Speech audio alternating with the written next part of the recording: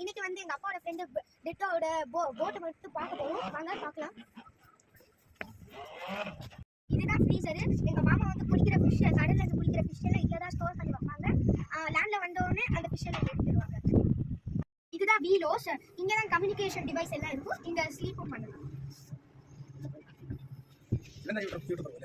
ரெண்டு பேரும் இவங்க நல்லா சொல்லுவாங்க.